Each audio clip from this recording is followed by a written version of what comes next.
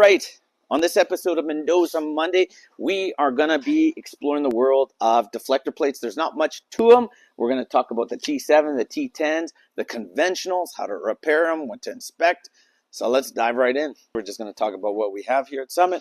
We are the carrier for foremost deflector plates. So we have T7, T10, we have conventionals over here, and here's a little bit of piles of some of the repairs we've been doing. We just paint them to make them look pretty, but anything you need, we have here in stock, and we do refurbished jobs. So for instance, this is going to a customer. They just get deflector plate repairs. We repair them in-house, and we send them back to you. All right, if you don't have the luxury of bringing your deflector plate here for repair, if you're in BC, Saskatchewan, Northern Alberta, Southern Alberta, these are the part numbers you need, and in Ontario, sorry, all of Ontario.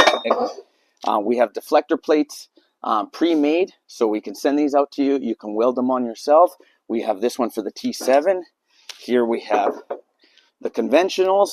Sleeves, for instance, are a lot shorter, so you can cut these to size, weld them on. We saw quite a few of them, so give us a call in Bradford, Ontario, and in Red Deer, Alberta, Canada, and we'll ship these out to you. Right, deflector plates inspections. Here's a Rival T7. I know I got a lot of flack on YouTube and Facebook for being on top of a truck without a harness, and I do apologize.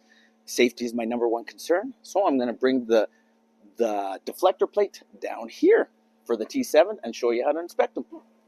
Okay, now it's pretend time. We're on top of a Rival T7 and a T10.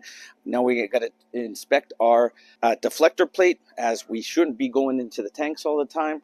This is probably the safest, easiest way to check your deflector plate, and it's safe. So here we got wing nuts. We're going to take off these wing nuts, pull the deflector plate, take a look, and put it back. That's the best part about the T7s. You don't have to go into any more tanks. So we're going to do that now.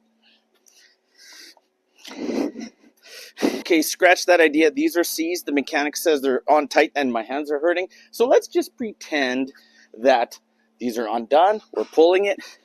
And the cool part is you can quickly inspect your deflector plate, put it back on, put the wing nuts back on.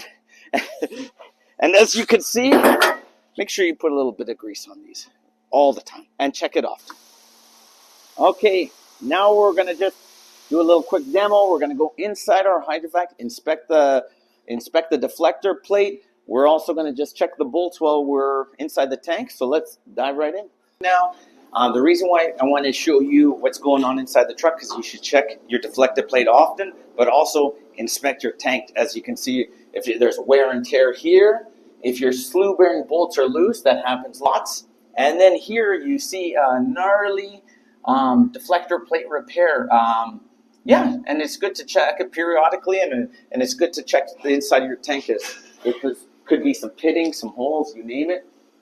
If you like what you see, give us a shout here at Summit Truck Equipment Canada. We have locations in Bradford, Ontario, Red Deer, Alberta, Canada. We ship all over Canada. Check out our deflector plates, our refurbished ones, our deflector plate skins. You know where to call. Watch us on YouTube, Facebook. Happy Monday. Space, and I'm pretty sure producer Jasmine let one rip in here because it smells pretty funky, and I didn't do it. I'm pretty sure you did, Jas. Did you? I did. All right. Do it again.